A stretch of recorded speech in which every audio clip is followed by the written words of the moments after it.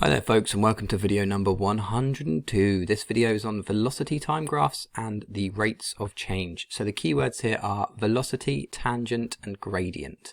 Now velocity is speed effectively, but it's got a vector quantity, so it can go backwards and forwards, up and down, so you can get acceleration and deceleration. All right, speed doesn't factor in there. Speed is just a one-way thing. All right. So it's slightly different to speed, but it's pretty similar. The tangent is a line that hits a specific point on a circle or a curve at a certain point, a certain given coordinate, okay, and then shoots off again in the same direction. So it's a straight line. And the gradient is the difference in y divided by the difference in x. It's the steepness of the curve. Okay, so you need to know these things in order to understand this topic. The method states the velocity time graphs plot velocity, which is sometimes labeled as speed, against time. You could be asked to work out three different things. This is what I think. There's going to be three different types of question. I'm going to go through two of those types of question in this video. So you may be asked to find the average acceleration between two given points on a graph, and that is just a case of drawing a straight line between the 2 points and finding the gradient. Okay, and then remember the gradient is dy over dx. You could also be asked to find the average acceleration at a specific point.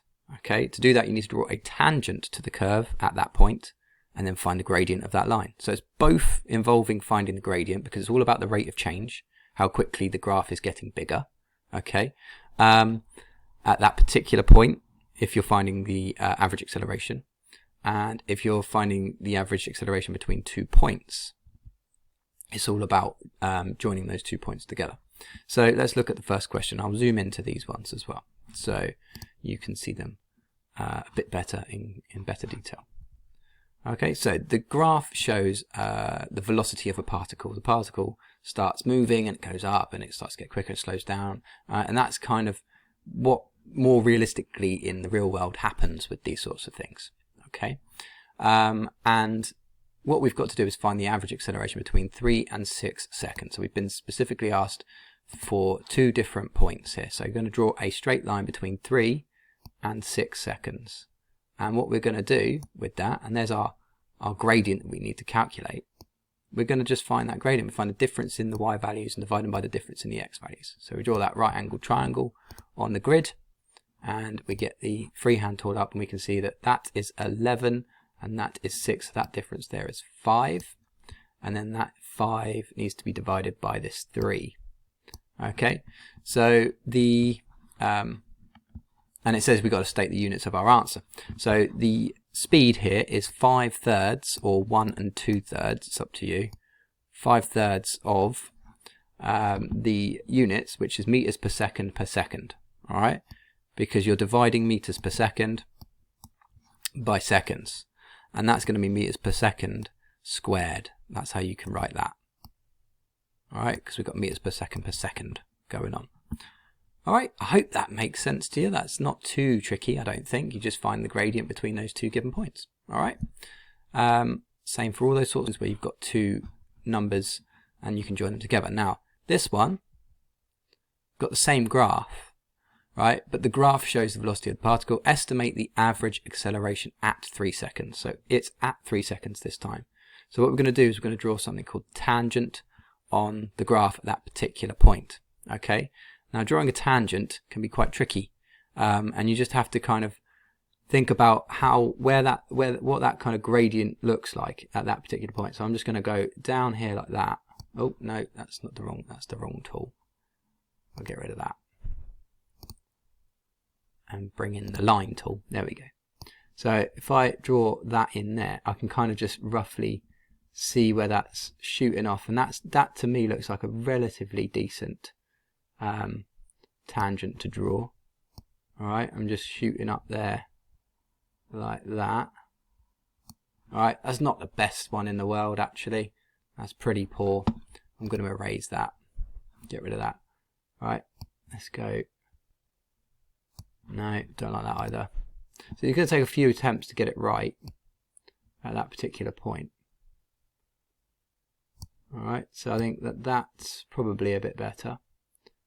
There we go. At that particular point, that's how steep the curve is. Okay, so we'll just work out the gradient here of this line. Now let's take two clear coordinates. We've got this one here and this one here. All right, that's kind of what we want. We want to do anywhere along the line. We've got two clear coordinates. So we've got difference here. 10 to 2 is 8. So I'll just see if I can get our tool back to write things down on. Okay, there's my 8. And weird 8. And then this difference here looks to be 1 whole unit, because that's 2.5 and that's 3.5. So 8 divided by 1. And then state the answer, state the units of the answer. 8 over 1 is 8. All right, 8 meters per second squared. M/s squared. Don't know why the pen's gone all jarry like that. Anyway, that's that one. All right, so it's a bit trickier. You've got to draw a tangent on there at that particular point. Now, other tangents might be better than my one. All right, more accurate. Maybe we'd want to go a little bit further over that way to draw our tangent. I think that might be even a little bit better. But you get a range of different answers that would be acceptable for a question like that. Anyway, I've shown you how to do it. Okay, right, let's have a little look at moving myself over. And everything's disappeared, unfortunately. So you might not have got to see that I did write the answer in the right place for the last question. So here's a velocity time graph. Work out an estimate for the acceleration t equals 1.5. And then B, we've got to state the point at which acceleration is 0. So a couple of things to do in this one. T is time.